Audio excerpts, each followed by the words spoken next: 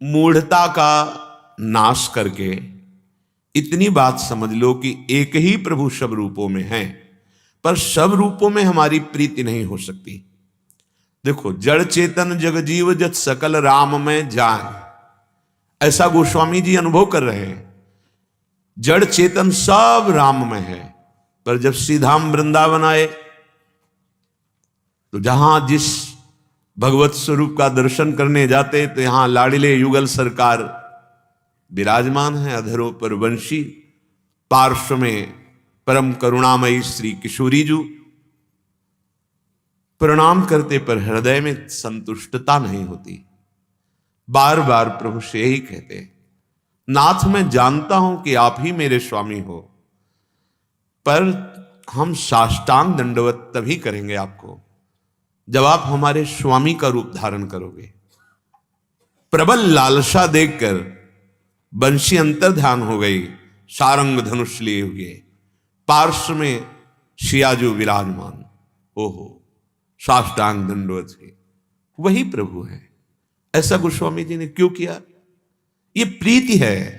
यहां ज्ञान काम नहीं करता कि जो श्याम वही राम, जो राम वही श्याम, नहीं।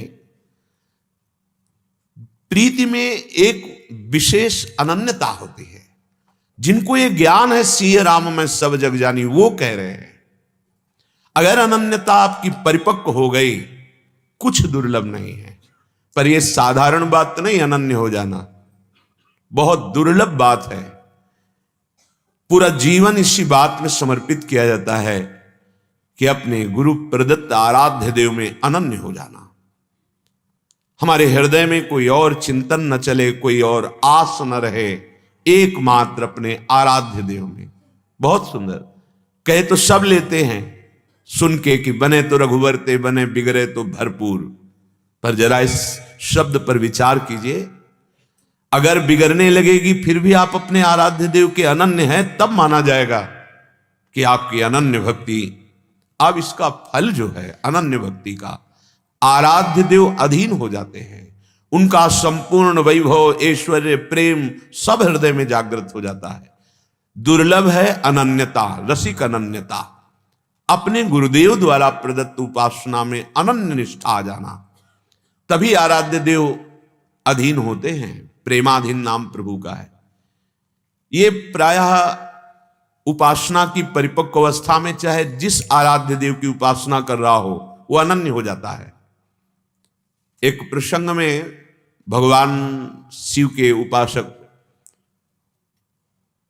वो बालक थे, किसी ऋषि के घर गए तो उन्हें गाय का दूध मिला, पर उनके घर में तो था नहीं, क्योंकि वो किसी यजमान के यहां नहीं जाते थे।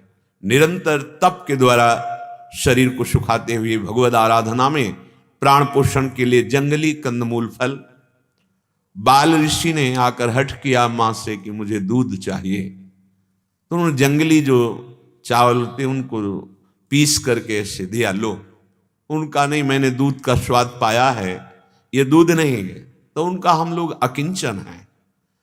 तप के द्वारा भगवान शिव की आराधना करके हमें और कुछ नहीं चाहिए, उनकी प्रसन्नता। तो हमारे यहां किसी जजमान की वृत्ति नहीं है कि वहां से कुछ दान पुण्य लेकर हम अपना भरण पोषण करते हो। तुम हठ करते हो तो जाओ, भगवान शिव की आराधना करो, जो चाहोगे प्राप्त हो जाएगा। बालक थे, भगवान शंकर का मंत्र उनको मिला, आराधना पद्धति मिली, उनके पिता ने उनको दीक्षा दी, शिक्षा दी।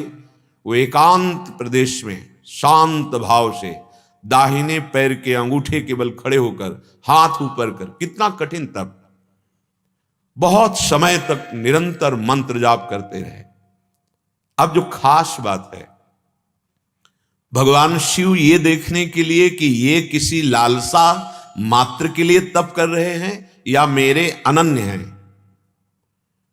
देवराज इंद्र ऐरावत हाथी पर विराजमान और समस्त देवता उपस्थित हुए। सामने कहा, उपमन्यु जी आंख खोलिए, इस समय तुम्हारा तप का फल है कि तुम अगर देवराज इंद्र का पद मांगो तो मैं तुम्हें दे दूंगा। मैं स्वयं देवराज हूं, आंख खोली, देखा, प्रणाम किया, हे त्रिभुवनपति, मुझे आपसे कुछ नहीं चाहिए।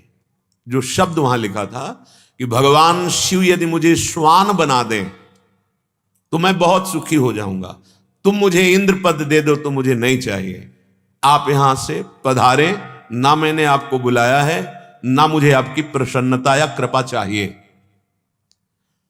अब वो देवराज इंद्र हो तो चले जाएं, वो तो स्वयं भगवान महादेव जी। उन्होंने कहा शिव में क्या है, चिता की भस्म लगाते हैं, मुंडों की माला पहनते हैं, बट वृक्ष के नीचे रहते। उनका शांत, अगर एक भी शब्द हमारे आराध्य देव के प्रति बोल दिया तो ऐसा मत समझना कि तुम त्रिभुवनपति हो, हम ऋषि तुम्हें दंड नहीं दे सकते, अभी मैं तुम्हें दंड दे दूंगा। अब वो देवता हो तो डरे, वो तो भगवान महादेव, फिर निंदा शुरू कर दी। तत्काल हाथ में जल लिया, अघोर मंत्र का उच्चारण किया। ये अमोघ मंत्र किसी को भी नष्ट कर सकता है, चाहे वो कितना बड़ा देवता हो। ये भगवान शिव का अघोर मंत्र उच्चारण करते हुए जो ही मंत्र पूरा होने को हुआ, नंदिकेश्वर प्रकट हो गए और कहा अपने आराध्य देव को आराध्य देव के मंत्र से ही प्रहार करना चाहते हो। तो देखा जो ऐरावत था वो नंदिकेश्वर और भगवान देवाधिदेव महादेव, कहा आज से तुम्हें क्षीर सागर से दूध आएगा, अजरश्चैव अमरश्चैव, वरदान की झड़ी लगा दी और कहा जिस क्षण चिंतन करोगे मैं उमा के सहित उसी क्षण तुम्हें दर्शन दूंगा। ये अनन्यता से जहां कहीं भी पाया गया अनन्यता, कोटि जन्म लग रगर हमारी, बरऊं शंभु न तरहूं कुंवारी पार्वती। अनन्यता, अगर अनन्यता हृदय में नहीं तो ऊंचाई पर नहीं चढ़ा जा सकता, जो अध्यात्म की ऊंचाई है।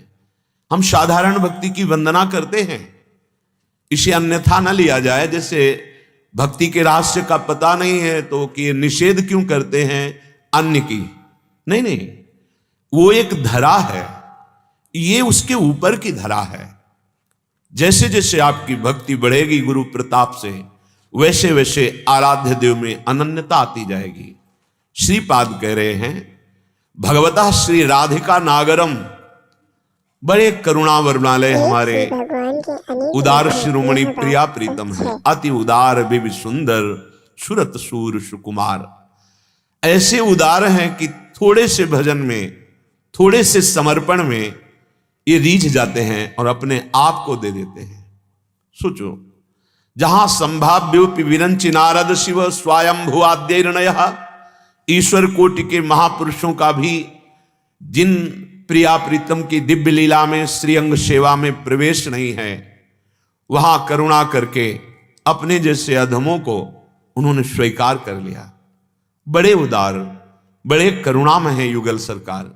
श्रीपाद कह रहे हैं मेरी प्रार्थना मान लो, जैसे मूल में जल चढ़ाने से सब पूरे वृक्ष को प्राप्त हो जाता है, अलग से डाल पत्तों में जल नहीं डालते, ऐसे यदि आप अनन्य हो करके सबके मूल प्रियालाल के चरणारविंद का आश्रय लेकर उपासना करोगे, सुर नर मुनि व्यक्त अव्यक्त दैवी शक्ति अशुभ शुभ ग्रह विनायक सब आप पर कृपा कर देंगे। किसी की सामर्थ्य नहीं कि आपके मार्ग में बाधा खड़ी कर सके। और सच्ची पूछो तो यही चिद चिद लक्षणम सर्वम राधा कृष्णमयम जगत, चेतन अचेतन सब प्रिया प्रीतम ही है। पर ये बहुत आगे चलकर पता चलता है। अभी तो हम हृदय में अनन्यता धारण करें।